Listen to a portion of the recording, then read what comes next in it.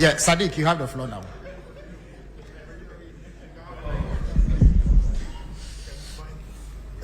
Good evening, Mr. President, and thank you very much for this opportunity. My name is Saddick Adams from Angel TV and Angel Radio. Mr. President, the question is on national unity and peace. There has been a recent spate in social media accounts created by unidentified people purported to be representing ethnic and tribal groups.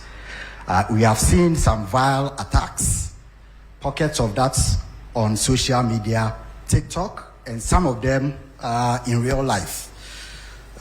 There has been a number of them, and we observe over 50 that has been set up particularly to attack and inflame ethnic passion and tribal issues. If your security agencies have taken notice of this, what are the measures being taken to ensure that our national unity and cohesion is protected by education and sensitization, as well as trying to put this in a context of not suppressing freedom of expression, as well as maintaining the national cohesion that we have because of these kinds of threats and attacks from social media on ethnic basis. Thank you. Thank you very much.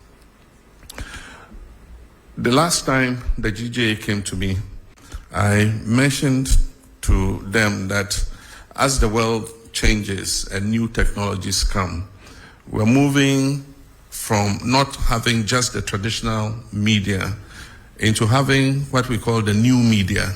These are all the new social media instruments like TikTok, like Facebook, like X, and all of them.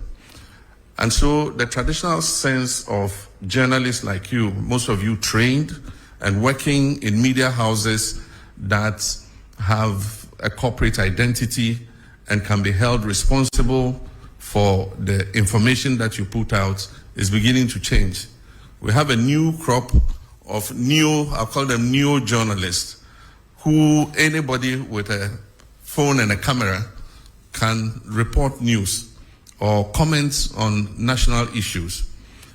Now the point is, who holds those people responsible?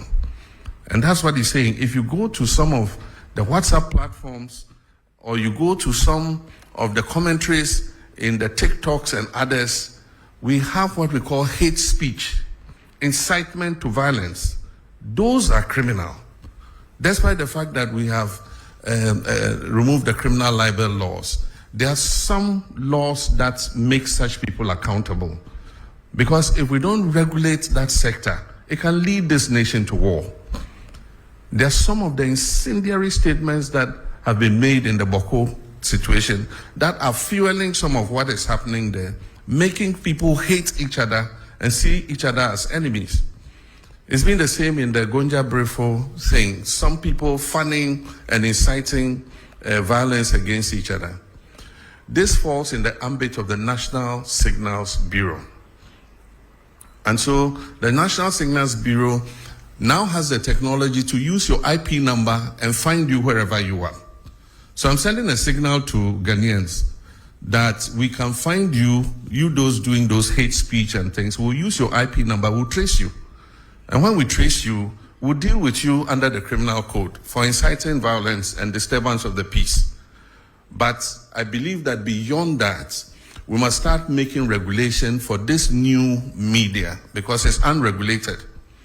And so anybody just takes a phone and says, oh, this plane crashed. I wish that so and so had been the one in the helicopter and had died, and dwarfs have eaten him in the forest. I mean, why would you say something like that? And so we need regulation for that new emerging media. But in the meantime, the National Signals Bureau has been given the full authority to track down people who do that kind of thing and bring them to be sanctioned under the criminal code.